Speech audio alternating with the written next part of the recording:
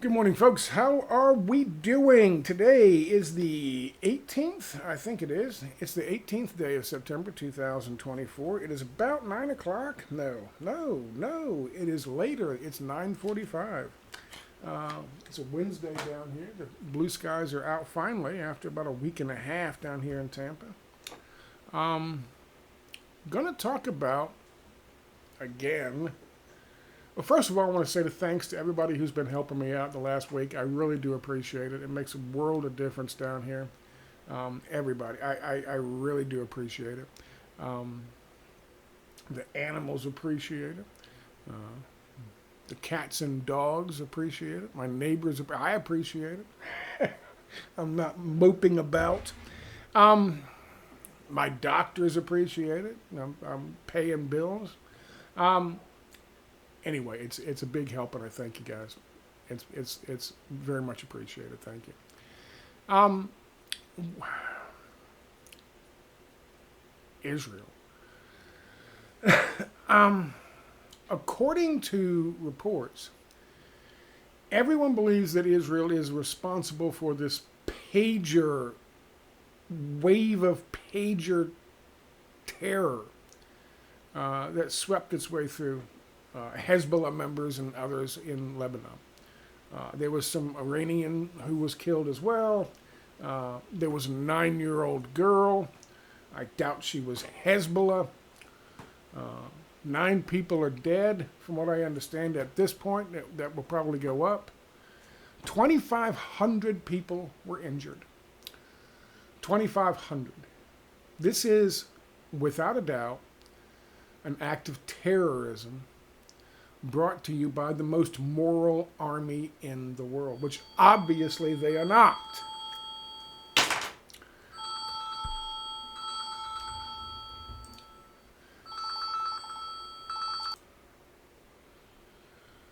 Sorry, that was my the people that monitor my INR.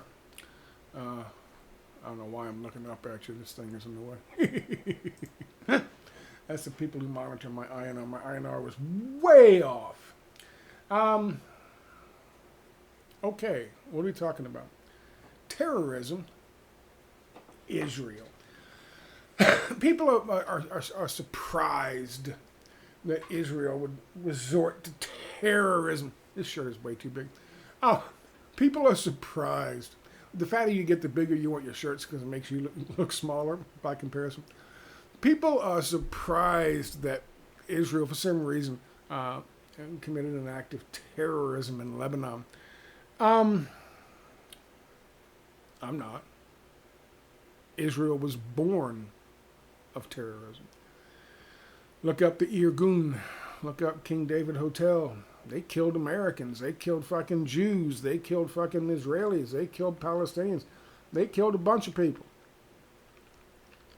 You know, Rahm Emanuel, Barack Obama's chief of staff, for the first 4 years, and maybe the second, I don't know, good close friend of his from Chicago, Rahm Emanuel, his father was Irgun.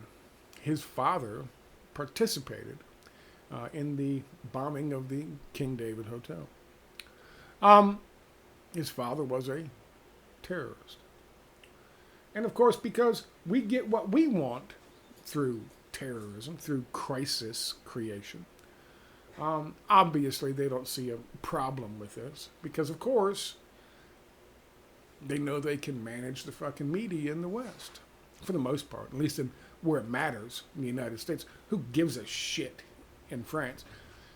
But in where it matters, in the U.S., I say this because France is not giving them $4 billion a fucking year. They don't care. Now, there's some interesting elements to this. I was looking at it yesterday evening, and I was trying to wrap my head around. At first, I thought these were pager bombs that used a pager as a detonator, as a means by which you'd send a fucking page to this pager. It would emit a fucking electrical signal that would go into the fucking detonator, and boom, you'd have a fucking explosion. That's not what they did. And people are coming up with all sorts of possibilities. But no one's addressing what I think actually happened, and the only thing that could possibly have happened. Let's take a look briefly, and I'll show you why I think this way.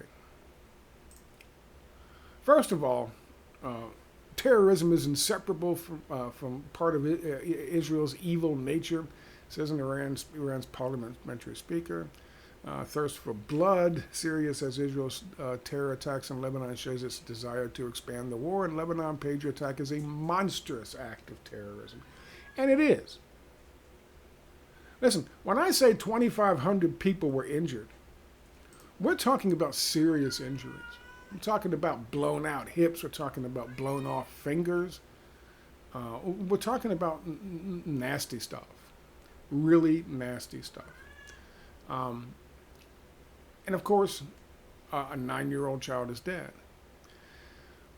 So the 2,500 people who were injured, and God knows how many of these things went off. There's a video of a guy whose pager was sitting on his TV stand, and it shattered the TV, the glass in the TV, and it blew out the back, but it blew holes straight down through the, and it didn't melt or burn a hole straight down through it. It blew a hole through particle board, 3/4 of an inch thick, not one shelf, but two. The one that was 12 inches or 16 inches beneath it. Just blew a neat little fucking hole. That's something serious. And when you put a pager down, I mean, I don't know if you know what a pager is, if you guys are old enough to know what a pager is. When you put a pager down, you don't put it face down, you put it backside down. That backside is the same side that's hooked to your hip.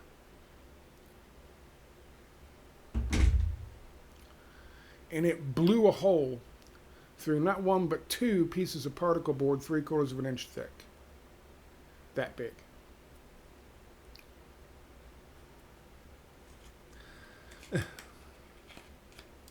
How did this happen? I'm glad you asked. I think I know. So, there's a number of videos. I can't play them for you because I know that YouTube will go, oh my God, you're showing an act of terrorism. And so I can't. This is the video where you see a hole. Well, I can play this one for you because it's a dresser or a TV stand. I don't know what it is. It's a dresser. Look what it did. It didn't melt it. It blew holes through it. Okay. It's going to switch over to the other one. I can't do that. Okay, stop. So it's on his on his wife's dresser. In this case, this guy's bag blows out. In this, he's probably lucky it wasn't on his hip. It was in his bag. And the charge looks like it goes out this way. And this one, this poor guy had it on his hip. And it looks to me like, I mean, it did some serious damage to him. It had to have done some serious damage to him. That's one set of videos. Here's another set of videos. They are both linked here on my website. Let me get rid of that. I keep seeing this model of Motorola. That is a pager. Now, folks out there are saying that what this is something called thermal runaway? Thermal runaway. What is thermal runaway? Thermal runaway is a chain reaction in the lithium battery itself, which causes it to superheat quickly and then burst. But what I'm showing you on these videos, especially the ones before it, looks very different. This is a video on thermal runaway. And these are bigger batteries. What is thermal runaway? In lithium-ion cells, the movement of lithium ions and electrons produces electricity. The process of a charge and discharge is normally accompanied by a small amount of heat, which dissipates from the cell. Thermal runaway is a phenomenon in which the lithium-ion cell enters an uncontrollable, self-heating state. In thermal runaway, the lithium-ion... Now here's the thing. These are lithium-ion batteries, similar to what you would have in a Motorola pager. But as you see, they have kind of a, is it endothermic, exothermic, whatever it is. They have a thermal reaction, meaning they burst and they catch on fire. A lot of these electric bikes, a lot of them, there are a lot of issues with these electric bikes and the batteries just bursting into flames, sitting in somebody's fucking house. That's thermal runaway. Some of these electric cars will do that. But they don't, they can appear explosive, but they're not really blowing holes in furniture explosive. That's very direct. That's like a shape charge. You know what I'm saying? Bear with me. Watch a little bit more of this. Tell me if that is what we see in these fucking videos. I don't fucking believe it. I don't believe it. So much stuff going on.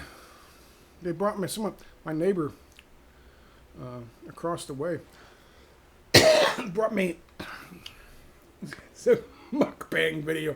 Brought me a breakfast pizza. Thank you very much, neighbor.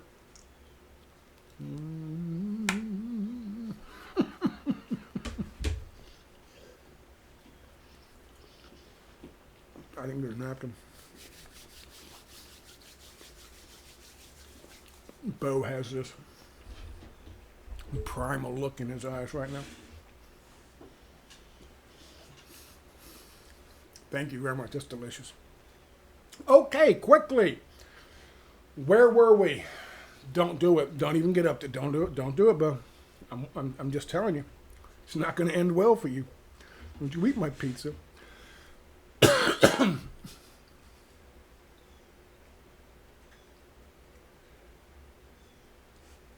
He's like, but Scott, it has all the breakfast meats on it and cheeses. He's got this look in his eye. I can't believe you wouldn't share that with me. Okay, so back to this. What do I think happened? Okay. So have we established that I don't think thermal runaway. First of all, even the people who are pushing the thermal runaway fucking story or theory have a hard time understanding how they could hack into those specific ones with some kind of signal to set them all off at the same time. Because they don't have all the phone numbers. So what did it do? How did it work? Rolling Stone came out with the most stupid, the dumbest idea I think I've heard. Spies likely put explosives in Hezbollah's pages. Spies where? Are they suggesting that spies ran around and somehow got the pages off of Hezbollah members? Like 3,000 of them? And put some stuff on their pages. I don't think spies did it. Why are they using pagers? They're using pagers because when this thing kicked off on October the 7th and Hezbollah got involved, they understood that this was going to get bad, and they didn't want all Hezbollah members being tracked via their cell phones and communicating via cell phones, which can be intercepted by Mossad and the IDF and 8200 unit and all that. And of course the United States, which is we're helping Israel. So they decided to go with pagers. They decided to equip all Hezbollah members, or certain level Hezbollah members. I want to eat it, but I'm talking. With pagers. So what did they do? Did they just go to the local fucking Best Buy for 4,000 pagers? No.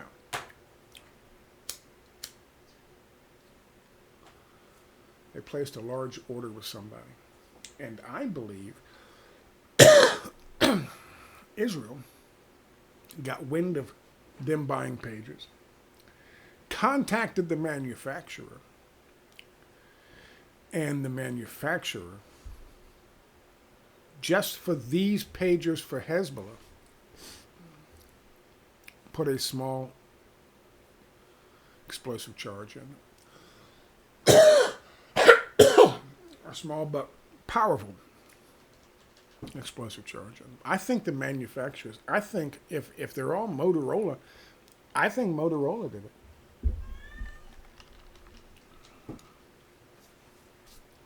I mean, even if Rolling Stone is suggesting spies got a job on the assembly line at Motorola and were like sneak bomb putting explosives in fucking no, because they have people who check these things before they seal these things up. Now, hey, look at this. There's some explosives in here.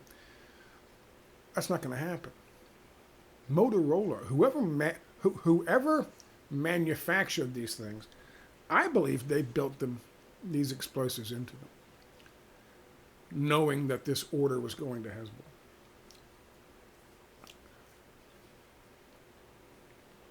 Now, we'll see if I'm right in the future, but I don't think it's thermal expansion. Yeah, that's what supposedly brought down Building 7. I don't think it's thermal runaway. They look differently. One's an explosion and one's burning. The burning is bad, but it just looks different. This thing's blowing holes in furniture. And of course, I don't know how many of these people who were injured, the 2,500, are going to need hip replacement, because that's where you wear these things. But that's some serious shit.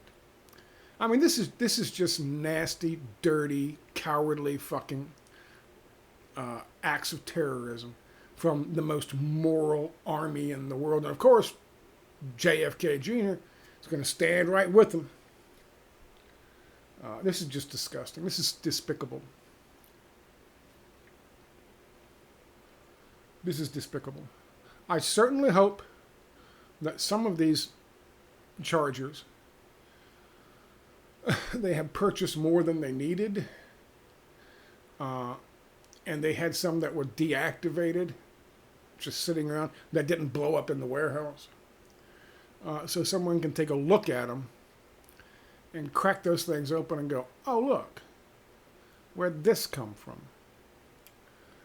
Either way, whatever the cause is, Israel has been asked if they had anything to do with it.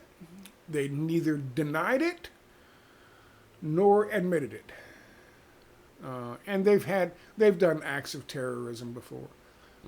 Again, this is all an effort to drag Israel into yet another war, rather than letting this whole thing go, letting this whole thing just end.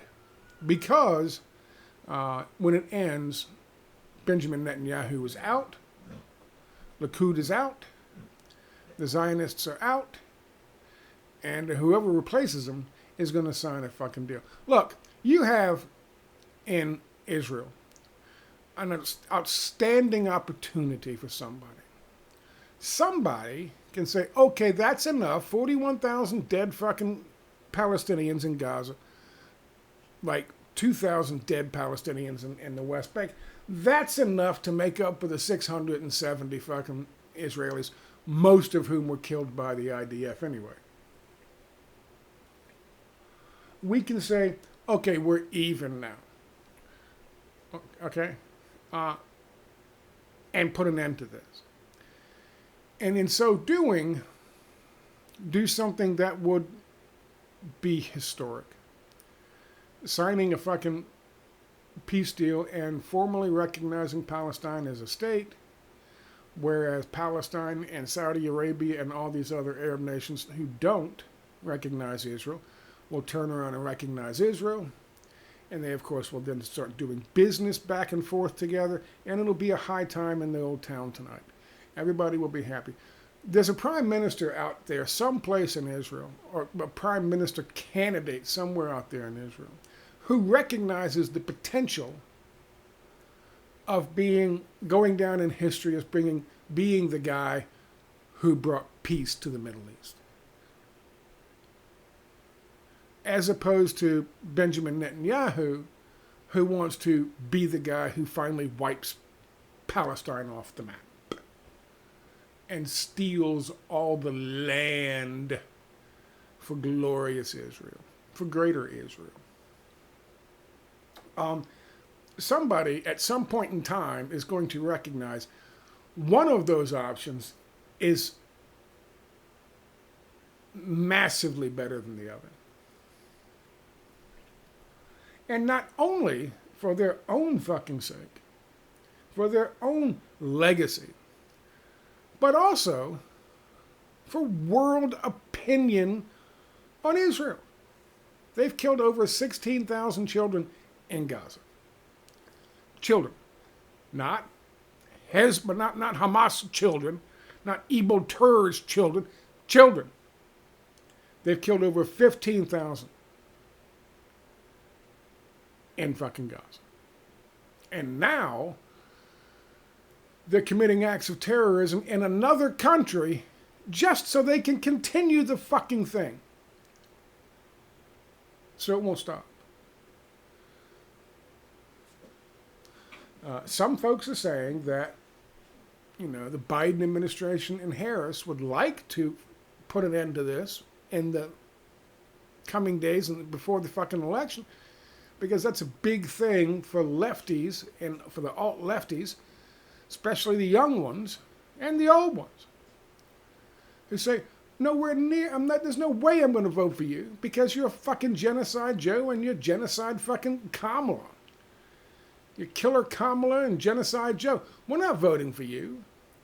However, if they get a deal done before the election, that'll change things. That'll change the fucking metrics of the election. A lot more so than fucking Taylor Swift and her stupid fucking Swifties. That's a fact. You mean to tell me the Trump team has not communicated that obvious fact to Netanyahu's team? Of course they have. He wants them to withhold any kind of peace deal, any kind of end to this, until after the election. Now, I'm not saying that it's Trump's thing to escalate to other countries. That's purely fucking Netanyahu. That's probably Ben-Giver and Netanyahu. It might not be Gallant, but that's Ben-Giver and Netanyahu, certainly. But I am absolutely 100% certain that the Netanyahu people and the Trump people have had that conversation. It would not serve his best interest for Benjamin Netanyahu to end this. It doesn't serve Benjamin Netanyahu's interest anyway. But of course, if he can get Trump into office, all the shit Trump gave him last time, he would much rather have Trump in office than Kamala Harris. Just my opinion. So that's what I think happened. I think you have to look at, for the culprit here, I think you have to look at, I'm sure it was done at the behest of Israel. But I think you have to look at the manufacturer. Or possibly a middleman, if it was made in fucking China, or if they were made in fucking South Korea, maybe there was some means by which you know, on a fucking uh, uh, carrier, and a carrier, big fucking, you know, one of those big boats that carry all those boxes. Maybe somebody set up a little shop in there while they were going from wherever they were manufactured to Lebanon. Maybe somebody set up shop in there and fucking did. I don't know, but my guess is it was a manufacturer. Anyway, I'll keep you informed as I find out more. Anyway, thank you for your time. Bye bye.